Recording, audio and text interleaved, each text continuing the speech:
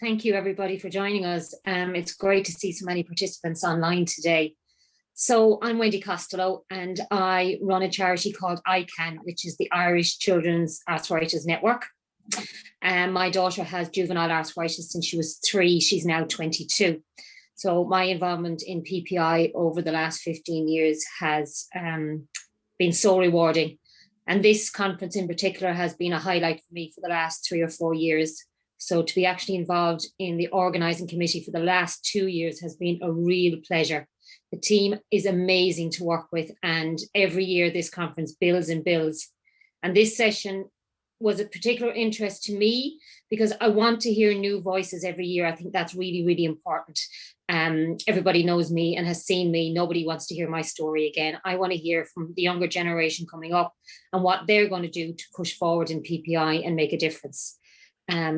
So that's a little bit about me. And Ruth, I'll let you say hello before we move on to the panel introductions. Yeah, hello everybody. And like Wendy, I'm also delighted to be part of the organising committee for the conference. Can't believe it's the 6th conference and it's growing every year, which is great. My name is Ruth McMenamin. I'm a lecturer in speech and language therapy at NUI Galway, and I'm the co-lead for PPI Ignite at NUI Galway, and I'm co-leading the network in the university with Professor Martin O'Halloran, who you just heard speak in the previous session. So yeah, my PPI work, I suppose, has been largely focused with people with stroke and with aphasia. I'm delighted to be working with Martina Green and the Heart, who's the coordinator of the Heart and Stroke groups in the west of Ireland. And we're doing some great work around public awareness of aphasia with people who have stroke and who have aphasia. So just delighted to be here today. Thank you for joining us. So we will start with Avril. And Avril, if you would like to introduce yourself. Sure, hello, my name is Avril Daly. I'm the CEO of an international umbrella organisation which is patient-led, called Retina International. And essentially our organisation has 46 member organisations around the world, all patient-led, all funding and supporting research into rare and inherited forms of retinal degeneration and also age-related forms of retinal degeneration. And so, of course, very focused on research. And I worked here in Ireland for many years with an organisation that you might be familiar with, Fighting Blindness. I'm sure maybe some representatives are on the line here today. So I've learned, I suppose, in 20 years of working in research, I've seen a lot of development. So really that's kind of what I'm here to share today, the development from not being listened to hopefully being listened to a little bit more these days. Thanks, Avril. Jack, would you like to say hello? Yep, of course. Hi, my name is Jack Gaffey. I'm a youth researcher and undergraduate student in NUI Galway. I've been a member of the PPI Ignite at NUI Galway's public advisory panel, where effective since 2018, where I've been given my own advice as a young person on kind of what direction PPI has been going on over the last couple of years. Thank you, Jack. Emily? Hi, my name's Emily Atkinson. I'm studying psychology in NUIG, and I'm a member of a youth advocacy panel. So for youth mental health. So I collaborate with researchers working in youth mental health, and I advocate for the experiences of young people and making sure that their voice is heard in every stage of the research process. So this has included listening to research proposals, and future studies and advising on possible changes to the research to ensure that at every step of the way that the voices and the experiences of young people are at the centre, and make sure that's always included. Great. Precious, I didn't have the privilege to meet you before today. I've met some other people, but you're very welcome. So if you want to introduce yourself.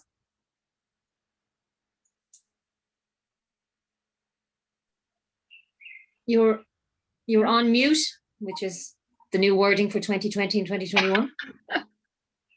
Sorry. Hi. Good morning, everyone. Hello. Hi, my name is Tiffany Mulcahy-Simmons. I'm a research assistant at UCD in the School of Nursing, Midwifery and Health System. No, we heard you there a second ago. Do you want to try again? Sorry, can you hear me now? I think we're getting cross in from another room, are we, Martha? Yeah, so it's just Precious that Wendy is asking to introduce herself at the moment, please. My name is Precious Chubane. I study applied social sciences at NUIG. I've been attending meetings for PPI with Una. You're very welcome. Thank you. And Teresa, I think it's just you left.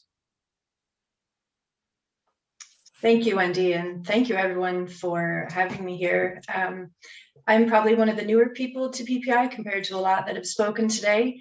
I've been in a group for about 2 years. So I started with the Primary Care Clinical Trials Network here in Galway. And I suppose a bit different from others, I didn't come into it with a particular health issue or any sort of advocacy in mind. I kind of stumbled on it accidentally. A friend of mine, actually, the wonderful Carmel Gagan, who's doing some of the presenting today, introduced me to the idea of PPI, and I had never heard of it before, but find it absolutely fascinating and so gratifying to think that as individuals, we have a direct impact on the research that's being done.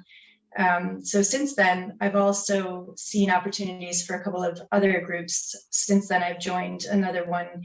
It's a priority setting partnership, international advisory panel, which a lot of those words were even over my head a year ago. We discuss methodology, which there have been calls where I've contributed nothing at all. I haven't even asked a question because a lot of the discussion was over my head, but another time I might simply ask a question that I often will preface with, I hope this isn't a stupid question, but I've seen discussion come out of something I've asked that has led to actual change in thinking in the way that we've proceeded with our research. And another board that I was on was newly joining the ARC group, so looking at moving oral medication for cancer patients to a more local setting, and also helped with our recent health advisory board funding application interview, which was very personally challenging, but extremely rewarding just to watch the process, learn more about PPI. And we were awarded the funding, which was so exciting, and to see the opportunities for the next 5 years that are opening up to our group is just so exciting. Well, I think that's a really good point, because PPI obviously is public and patient, but we hear from so many patients, like you said, and family members, but to actually have a public member is fantastic. So it's great to have your perspective today. Thanks, Wendy.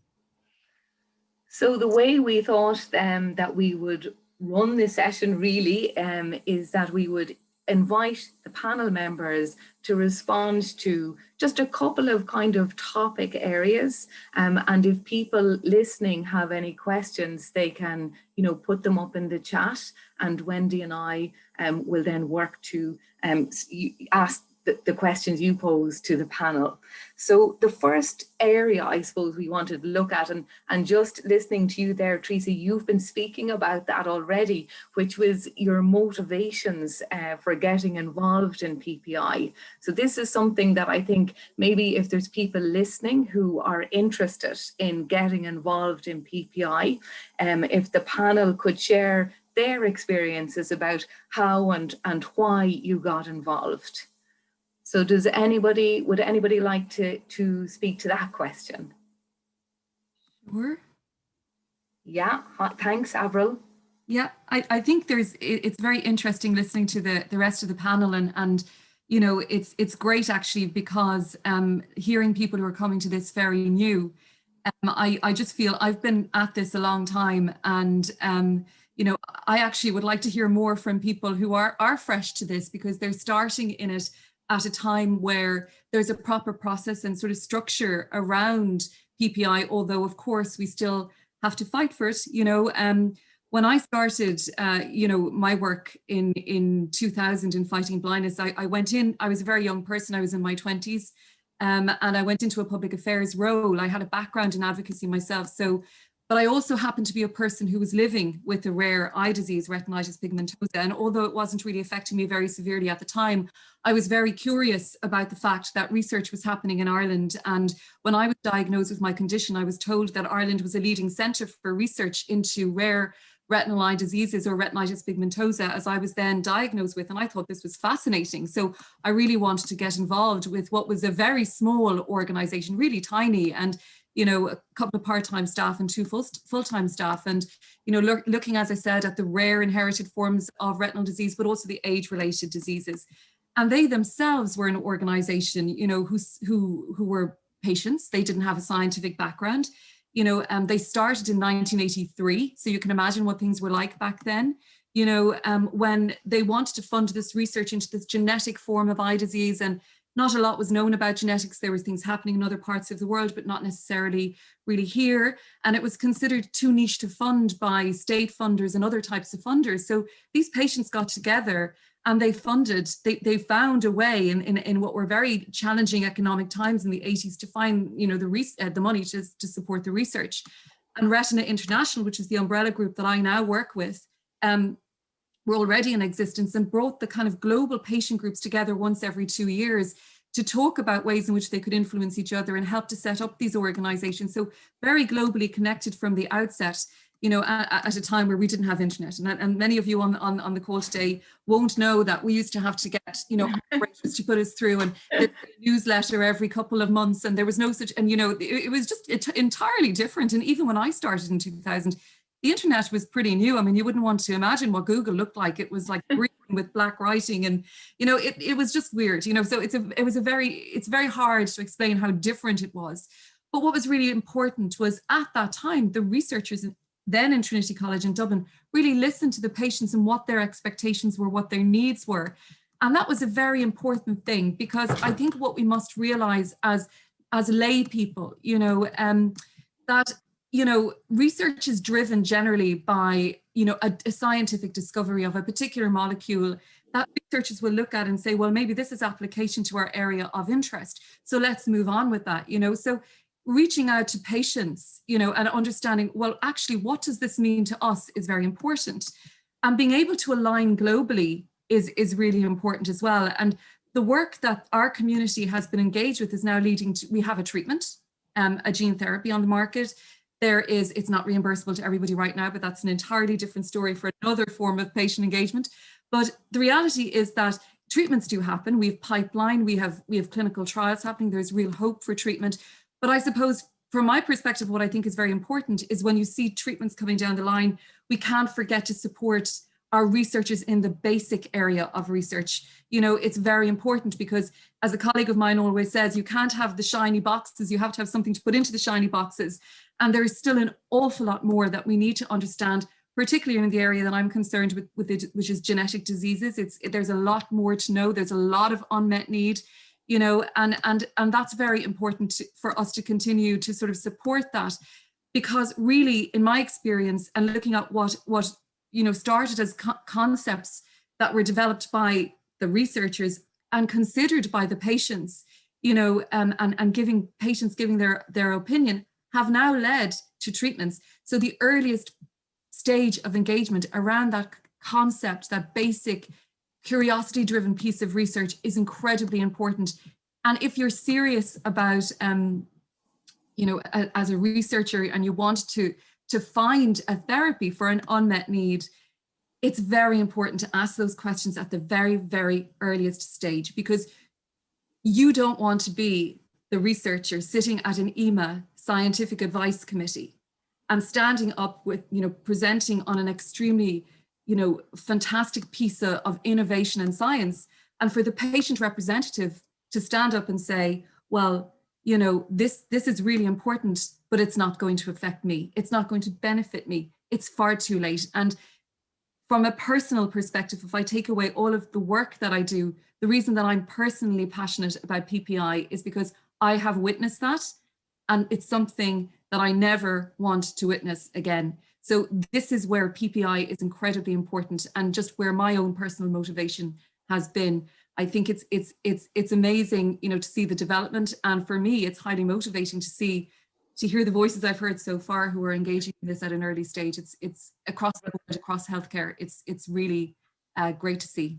You've given us lots of food for thought there, Avril. So I'm listening to those early stages 20 years ago or more about your own personal motivation for, from living with a condition yourself and wanting to find out more about it, your background in advocacy, your curiosity, your drive almost to look for these treatments with the researchers and work together.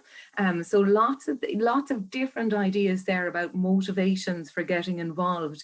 And listening to Teresa earlier there, you were saying, Teresa, that it was someone you knew, so Carmel, who kind of introduced you to PPI. So that was another way of getting involved. And I'm just wondering if Jack or Emily or Precious had any different experiences of, motivations for getting involved with PPI initially. From my experience, it's quite similar to Teresa in a way, because a friend introduced me to the app. There was a bring a friend evening, so to try and recruit more members. Great. The existing members were asked to bring a friend, and that was me. And I didn't really know much going into it at all. I was kind of given very, basic information, kind of there to kind of present the ideas of other young people in mental health research. And then, I went to one meeting and it was very informal. We weren't, asked to commit, wholeheartedly to it. It was just to kind of tell us what it was about and if we were interested in it. And it was very laid back, but it was also, you could tell that they were very interested in getting young people from all sorts of backgrounds. It is really important to have people with all levels of experience and diverse, opinions, in research and mental health research especially. And yeah, it was, you could tell it was very valuable what we were doing. And that made it a lot easier to stay involved. And then kind of over time, you could see how your contribution was affecting it. So people would come into us with research proposals, or they might have been doing qualitative interviews. Yeah. And then you might find out a couple of weeks or months down the line that something that you said, or something that a group conclusion or input that really affected the outcome, or something that you suggested might have helped them get funding. So Teresa, I'm going to interrupt you briefly there, just because there's a question coming for you in the chat, and it was, can I ask Teresa, was there anything that made it feel easier to ask questions or to contribute at meetings? So when you look back to those early meetings, Teresa, was there anything that kind of helped you to contribute or get involved in those early stages? Yeah, for sure. When I look back, I think our program managers did a really good job of always giving everyone an opportunity to speak. So it can be kind of intimidating if you're in a room with a lot of researchers or people that are quite knowledgeable, to chime in maybe with something that you feel might be a foolish question, that they always bring it around and check in with each of us and asked us, have you any contribution, or do you have any questions? I would quite often have terms that I would jot down that I didn't know quite what they meant. And after the meetings, I'd email the managers as well, and they would send me resources to research, which was really helpful too. It was never implied whether they thought it at any point, but it was never implied that there were stupid questions or that anything was too simple or basic to ask. I thought the respect level was something I've always really enjoyed. I think they've done a fantastic job that way. That was great. And sorry, Emily, I didn't mean to cut you off there. I went to pose that question to you as well, because you talked about getting involved with the friend, that's how you heard about it. And was there anything additional that helped you to contribute, different from what Teresa's just mentioned? I think it was quite similar to Teresa in a way, like we were always kind of asked how we were feeling and our input. And if we had any other questions, we were free to email Emma or Emer. They were kind of facilitating the app afterwards, and they were very helpful and always checking in with us that we were comfortable with everything. And I think it was more like a facilitated discussion more than anything else that was happening, that everyone was asked for their input regardless of their experience. Like I'm a psychology student, so I already have interest in mental health, but then other people might have come from a background of they were more engaged in services. So it was the fact that everyone was interested in everyone's opinion was probably the main thing, and it was a very comfortable environment. And also the researchers that came in, they were very interested in what we had to say as well, which was really important, and they found it very valuable to their research and the feedback we gave. So I think it's, when it's a comfortable environment where no one is made to feel stupid, and that everyone has their own, experiences and opinions to give. That makes a difference. Yeah, exactly. Thanks so much, because there's lots of ideas there about why you might get involved. And I'm just wondering, maybe Precious and Jack, if there's anything that strikes you about why you would stay involved once you get involved. So you're both involved in different PPI groups, and I'm just wondering if you've any thoughts about why you'd stay involved with those groups.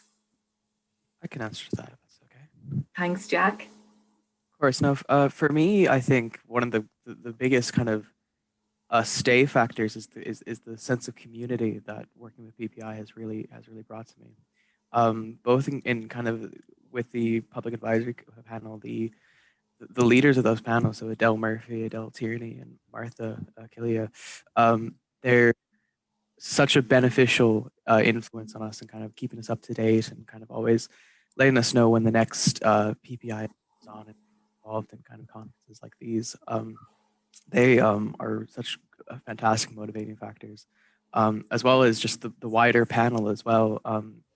Getting to sit down and talk to everyone and hear their opinions. It's wonderful, really. It's actually one of my favorite parts of kind of the last 3 years of working with PPI, and that kind of develops further into these meetings where you're talking about you feel like you're really part of something, and that you're making a valuable input. And I think I'm quite the same as Teresa. A lot of the members of the public advisory panel have been involved in activism for a long time, and sometimes it can feel like a bit of a small fish in a big pond. But in the same way, you always feel like what you have to say is valid and kind of valued, and to that really leads to kind of you feel like you're making a difference in a way, and I think you are making a difference. Fantastic, Jack. Lots of really good ideas there, and communication, facilitation is important of the meetings, and that sense again of feeling valued and that you're making a valuable contribution and being listened to.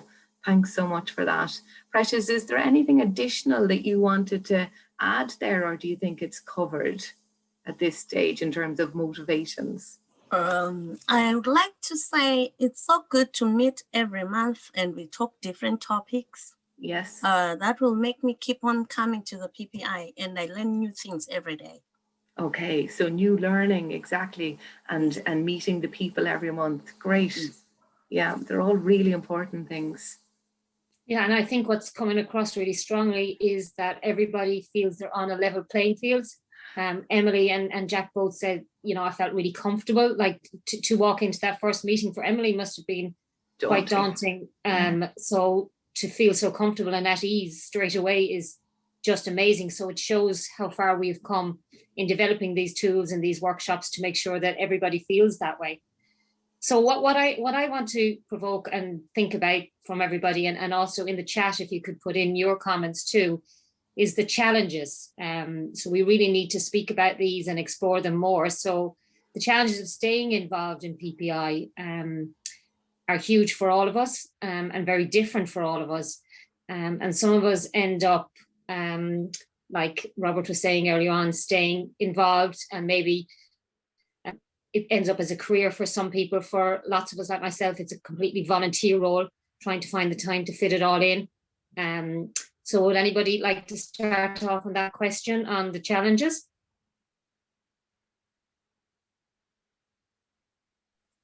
I could not as many challenges. Avril, I'll get Yeah. you to start. I think the challenge is really when it comes to getting patients involved is time. And it depends on the cohort of patients. I mean, if it's a very specific group that, scientists are looking for information from and engagement from, it's very hard for parents who are dealing with small, maybe sick children, or anybody who is dealing with a partner or a spouse or parent or wherever, where they're providing care. And it's often the case, unfortunately. And people themselves, who are unwell, trying to make things as easy as possible for them to be engaged. I think for our community, what is important is, we're dealing with people who have vision impairment at various levels and various degrees. And of course, our whole world has gone online now, and to some that's great because they're proficient on computers, and some people, aren't. But there's always I think something that's come out for us a lot, and it's global, but it's also here, is not everybody is online. Not everybody can participate in that way. Yeah. So sometimes we have to go back to basics, the telephone, and that's very important to understand. So time and access is really important, and also geographical spread. Getting people not just from I'm living in Dublin, or not from Dublin, I'm living here, and oftentimes it's very Dublin centric. And it's important to be able to capture the perspectives of people living in different areas, because their reality is entirely different, and their relationship to their condition can often be entirely different depending on where they live. So these kinds of things are important. So it's getting as broad a group as possible to engage is a challenge. Yeah, I think Jack was going to say something there as well, Wendy. Thanks so much, Avril. Yeah, thank you, Ruth. What I was going to say was actually just, it is kind of an issue of time. When I'm working, either kind of part-time, as this is coming from very much a youth perspective, and kind of just being an undergraduate, that is sometimes just kind of life takes over. And when you're working on a voluntary basis, there's priorities happen, and it's unfortunate because you do care about PPI and getting involved. Sometimes things just happen like that. And one thing that I've always found commendable, though, as a result, is that PPI has always been the members and people who work at PPI have always been very willing to let you come back in. You could fall off the face of the earth for a couple of months while you have midterms or finals, and as soon as you get back in touch again, they'll be just as welcoming as they were before. It's like nothing ever happened. That's something that's actually always kind of touched me as very important. And I think also a huge challenge as well, as Avril was saying, is kind of the shift that has had to be made to online spaces, especially some contributors for either health reasons or otherwise can't get involved in that way and have had to drop off over the years, which is unfortunate. But it's something we're all going through now, and as I said before, because PPI and the people involved in PPI are so welcoming, it's fantastic to know that once we're out of this kind of unfortunate situation we're in, that those who have had to leave will be welcomed immediately right back in. Thanks, Jack. Teresa, you wanted to say something? I would agree with both of them in the same way that I feel like time is often one of the biggest issues as well. But one of the things I found really useful was if a project was clear as possible with how many hours, maybe what the expectation was, how many hours you had to do between meetings, how many meetings there were going to be, set out the schedule so that you can be sure you don't overcommit, because that's something easy to do too. You kind of want to be on all of these projects. They all sound fascinating, but that you're not really good to anyone if you're on too many of them. The other just quick thing too, having to work virtually now definitely hasn't suited everyone. We lost a few of our members when we had to go online, and they haven't engaged at all in the last year, which is really unfortunate. And I imagine there were people that couldn't always come to our in-person meetings as well because of health issues. So I'd love to see, if possible, going forward, if there was some sort of hybrid version we could do where those that can meet in person could be in a room, but there would be some sort of connectivity for people that aren't able to travel, that might be a nice model going forward.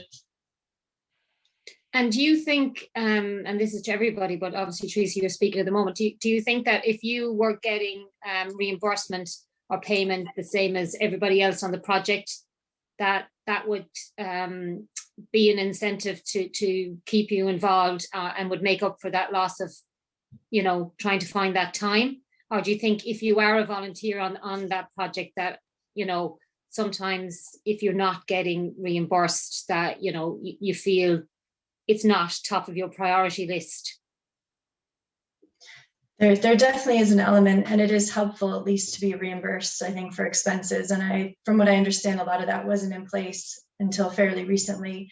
But I would imagine for a lot of people, it would have to impact if you can make the time. You know, financial burdens are different for everyone. I would have to imagine that would make it easier for some people to allot time to it. And have you always been offered reimbursement just out of interest?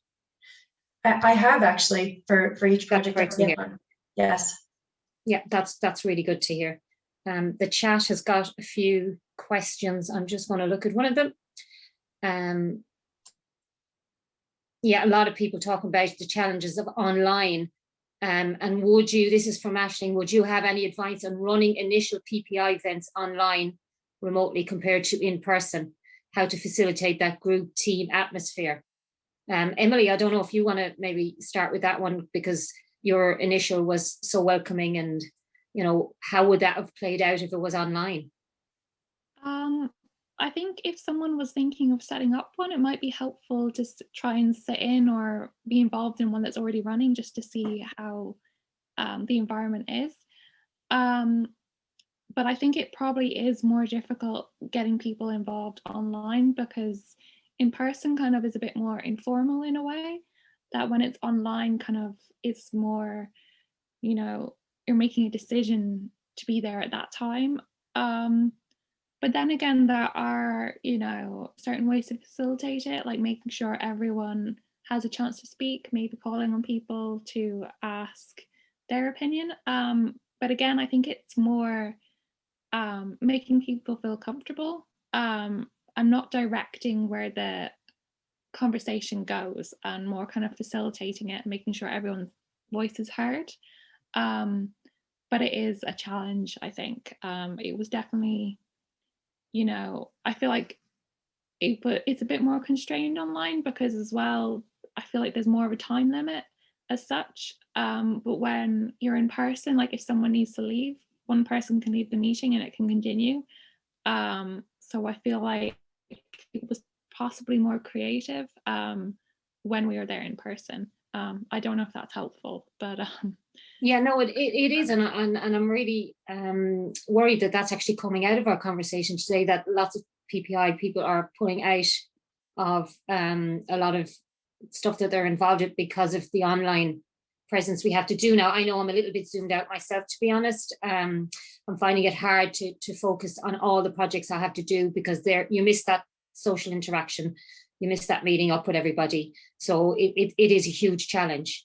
And just move on to the next question, because I know time is going so quickly. How has your involvement as a PPI contributor impacted you? For me, it has completely changed my life. There's no doubt about it. And it's now changing my daughter's life as she becomes involved in PPI. So I'll be interested to hear how it has impacted our panel. Avril, it's had a huge impact on your life. Yes, and it's interesting to see how it's evolved, really, you know, from when I started out working in this space. You were kind of an afterthought in science, you know, you were always involved in the dissemination and information, you know, so that meant, you know, putting the research piece into your newsletter. It wasn't really an active, involvement in that way. But, you know, that has changed over the years in many respects. But what I find very valuable is what I've learned about the scientists and what they have to do, and the environment in which they work, and how you can really contribute to supporting that. Because I mean, I have to say my background is in advocacy, it's in policy development. So when you're talking to researchers and you're actually seeing the fact, you know, where their pressures are, and their pressures are clear, and I think right across science and clinical research and all of the, you know, the areas that we're talking about today, there are huge pressures. There's pressures to publish, there's pressures to get funding, to keep very good scientists in their area of interest, and why that is so incredibly difficult and becoming even more difficult, as we move forward. That's a real challenge. And you start to see as a policy person, where those gaps are, and where maybe by working together, you can learn how to plug those gaps or develop infrastructures that might be able to support better. So I think it's my experience, and I suppose it's because of the work that I do, it's trying to find the solutions. We found solutions through basically, a roundabout way through discussion. And I suppose the difference in my experience to now is it was less structured than it is now. It was less structured. So you kind of got into these spirals of conversation that led to that creativity. And I think to the earlier, I think it was Emily was saying that, when you're not together in a room, that doesn't happen. And I think that's the challenge. And because regardless of the structure that you have when you're sitting in the room together nowadays in PPI, which is incredibly important because we need to, we need to get these answers. It's the sidebar conversations. It's the little things that you start to learn about each other that you find a way to help. And that's the biggest challenge, I think, moving forward. But I can't. I've learned. I'm a layperson. I wouldn't have known as much as I do now without having those conversations. It's been incredibly important. And to deliver that back then to our community. So that's my experience. Thanks, Avril. We've had a really interesting question come in from Tim Manning. Tim, I don't know if you're willing to ask the question out loud rather than me read it out. I think it's a really interesting one. Martha, can we facilitate that? Yeah, if Tim would like to unmute his microphone, absolutely, he can. Okay, I'm here. I'm just about to be involved. Thank you for including my question. I'm just about to be involved in an advisory group for research which could potentially have a long-term impact on care for the elderly in Ireland. My worry is, though, that even though the research is really well funded, and I'm really keen to be involved in it, it's well targeted, that my participation in the end ends up as a kind of lipstick and gloss and justification for what will ultimately be watered down government inaction. And then I can end up being kind of smeared over something which doesn't deliver. And can you just give us a quick rundown on like, have you been involved in research before? No, this is my first time. I'm okay. An advisory group virgin. Okay, and that's a great point that you've brought up. Anybody like to say a few words on that, or anybody in our generally in the room want to say a few words on that? I think I could probably have a quick go at that, and it's that a lot of the time working in the public advisory panel, we come across when we're kind of looking at different PPI projects or research proposals. We like to talk about how PPI isn't a matter of ticking a box. It's not something that can be, used in this one particular part of the research and then never consult the patient again. It has to be kind of it's methodological. It's a constant referral to patients and care, and I think that it is I think it's a valid worry to kind of consider. Well, is my involvement only kind of a for show? And I think it's something worth probably something worth bringing up with whoever's kind of managing the research to say, like, I want to ensure that what I'm contributing to your research is being used in the most beneficial way and is true PPI as opposed to that ticking a box. Yeah, definitely. And I think, Tim, as well, it's about constant follow-up to make sure that you're kept in touch with everything that's going on. I'm awful for that, and anybody I've worked with here will probably know that I constantly keep in contact, sending emails or texts to see what's happening, how's it moving along, how can I contribute more, and to make sure that your voice is heard, because Tim, your voice is just as important as anybody else in that room. But I can understand those fears, and Fiona has just put into the chat that it's an understandable concern. We all hope as researchers that our work will have direct impact on government policy and try to develop relationships and target our outputs to ensure that happens. PPI involvement can really help maximise impact on policy. However, there are lots of other influences on the policy-making process, and we have to recognise that research evidence is just one aspect that feeds into policy. So thanks, Fiona, for that comment. And Tim, there's some great experts on here who would only be too happy to speak to you offline if you want to make contact with any of them. And let us know how it goes. We'd be all interested to find out. Absolutely. So I'm just looking at our time, and I'm going to move on, Wendy, if that's okay, just to the last couple of areas we wanted to cover. And that was really to ask the panel whether or not they have any advice. So advice on two fronts, really. Advice for members of the public or patients who want to get involved in PPI. And the other people we're asking for your advice for is researchers who want to get involved in PPI. So we might start with the members of the public or patients who want to get involved. Would you have any advice from your experience of being involved for them? Does anyone want to take that question? I'd be happy to chime in on that one. Thanks so much. Sure. I think for me, what I've learned is that no one person has the answers to everything.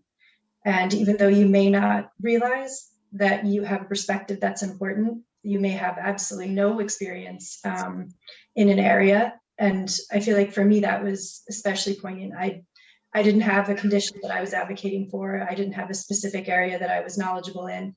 I'm not in the healthcare industry at all in my work normally, but I always found ways to ask questions that maybe I didn't understand, and that could spark a conversation. Or I had so a memory of something with my mother-in-law, perhaps, that ended up being, you know, making an impact on a conversation. So I would always say to everyone, all of our perspectives, for one reason or another, because of our life experience, we have something to offer no matter what the topic is. Yeah, Teresa, thanks so much. And it's lovely to hear that voice, because it is public and patient involvement. You don't have to be living with any kind of healthcare condition or even caring for someone with a healthcare condition to be involved in this type of work. And as Wendy was saying there to Tim, your voice is equally valid and valuable around that research table. I'm just reading a comment here from Robert, who spoke this morning so eloquently. And Robert is saying, don't be afraid to share your experience. So that, you know, that's good advice for any members of the public to get involved. I'm wondering, Emily, you mentioned that you had a friend who kind of introduced you initially, and I'm wondering, is that something that, you know, is a help to get involved if you know someone who's already involved, or what would you think about that? I think it's definitely helpful because it can be daunting for anyone to go into a room and they don't know anyone, and then to start giving their opinion or their experience about certain things. That it's definitely easier if you know someone going into that. Yeah. So I think, you know, a bring a friend evening is a great way to recruit more people, or even if you are starting a PPI, to invite people, your demographic, to bring someone with them. That is probably a very good way to bring people in until they're a bit more confident to come in by themselves. Okay. And then, you know, it's also important to remind people that they don't have to go to every session. Like Jack was saying, that student or young person, kind of, if you have exams or you have work or things that prohibit you from attending, it doesn't mean that, you know, that's the end of it. That, you know, you can come and go as you please, and then other people have their own levels of commitment, and you can only do what you can do. I think that's very important to reassure people with. Yeah, that's a really good point. Ruth, I'm going to skip back to a question quickly because I know we're running out of time, and it's a really good one. So this is from Deirdre Fitzgerald. I'm a researcher, although I see huge value in embedding PPI at grant application stage. I struggle with asking patients to commit time and energy to something that may not be funded, and they may be disappointed. Also, do the panel feel that conversations about payment or expenses should take place from the start? I've had some patients who are horrified at this suggestion. Very interesting question, Wendy. Yeah. Does anybody want to take that, Avril? Yeah. Yeah, it's hugely variable. I mean, I think the reality for the researchers is patients just, I mean, if they have to travel, you know, distances or whatever, there's reimbursement offered. I think it's about having the conversation up front. It may be awkward, but just ask, you know, I mean, it's all in the way it's asked, you know, and I think it's all down to the, you know, I think one of the panelists mentioned it earlier, you know, if you lay out very clearly what's expected of the patient or the person or the public, you know, the member of the public from the outset, then, you know, you can't be blamed for asking the question. You're just asking what is a very reasonable question really at the end of the day. And I think that's a critical piece all the way through PPI is, you know, don't be afraid to ask. You know, it's instead of getting stressed out about it, it's just all in how that's done. And people do get horrified when you mention money in these situations, but then other people are horrified to think that you don't. Yeah. You know? So yeah, so that's good advice for people interested in becoming PPI contributors, Avril, but also for researchers who maybe aren't, are getting into this area of public and patient involvement and want to know, you know, what's the best way to approach it. And I'm sure don't want to approach it in that kind of tokenistic way that Tim was talking about earlier, where things will be glossed over or not contributing to the final outcome of the research or whatever. But it's also as well, you know, it's important, you know, you're going to be building, as a scientist, you are going to be building a relationship with these people where, you know, difficult questions may need to be asked. And it's starting as you mean to go on really, you know, but it's in the way it's done. And that's really what's important, because, you know, the questions that will be asked will be personal, you know, they'll be challenging sometimes. And so it's developing the relationship from the minute that initial communication starts is very, very important. Yeah, that kind of resonates with what Jack was saying earlier around, you know, the facilitation within the group and communication and, you know, setting out those roles and expectations. And I'm also thinking about something Emily was saying and Teresa around, and you yourself, Avril, around those sidebar conversations and around that kind of relationship building piece, which is such an important component in PPI, you know, and that with the online, we're missing out of it, and that, you know, the cup of tea and the scone, and in my experience of working with people in PPI groups, is so important, more important often, you know, than actually sometimes what comes out at the end, because you've built the relationships, people feel valued, they feel comfortable, and, you know, that's really, really critical. There's a question there about, sorry, it was further up there now, Wendy, I don't know if you saw it, but it was about a guide. And I'm wondering, is that a guide for researchers from the person who asked the question, or is it a guide for PPI contributors? I was going to bring in Hannah if Martha would allow her to speak, because I've worked with Hannah and she is just amazing at involving PPI. And I'm wondering from her point of view, if she'd like to give a few points on what we've discussed. Yeah, of course. Hannah, can you unmute your microphone? Hey, hi everyone. Just I suppose the main thing I'd like to say is thank you to all the speakers in this session and the chairs as well. You know, I think that, you know, this conference it's one of my favorite events every year, and I always come away learning something new. Even though, you know, I've been involved in PPI for a number of years now, listening to PPI contributors with different backgrounds and different kinds of involvement with lots of different projects, that's the best learning for me, as well as, you know, the practical hands-on experience.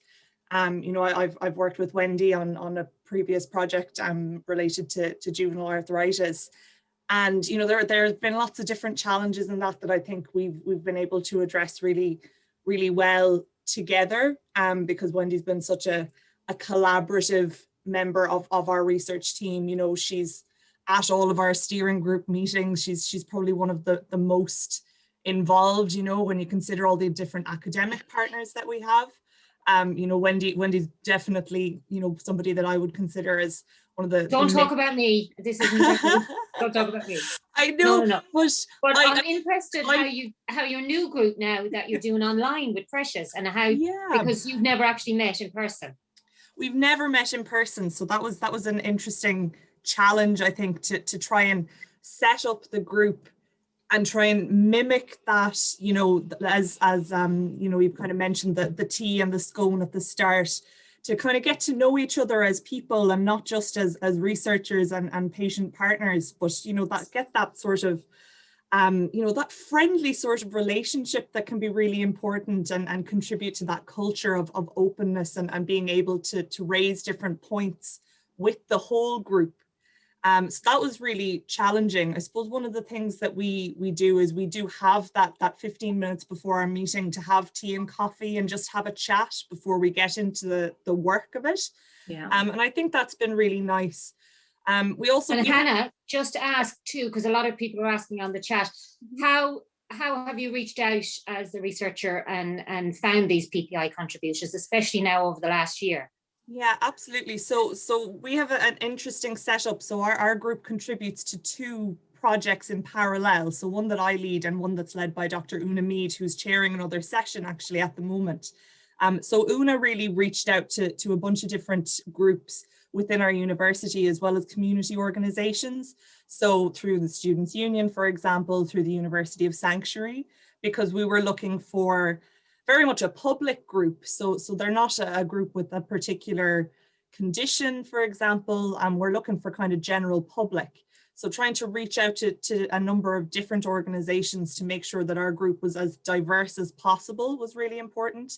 As well as going through PPI Ignite. So there were a number of people who had expressed an interest in becoming involved in different PPI opportunities. So that's been really helpful for us. And we've ended up with a really diverse group that way. And I think, Hannah, this combination, this come together of all the PPI Ignite groups that Adele is heading up is going to make a huge difference in PPI in Ireland. So thank you for taking the time to give those bit of feedback. I hope I didn't put you on the spot. Not at all, Wendy. Thank you.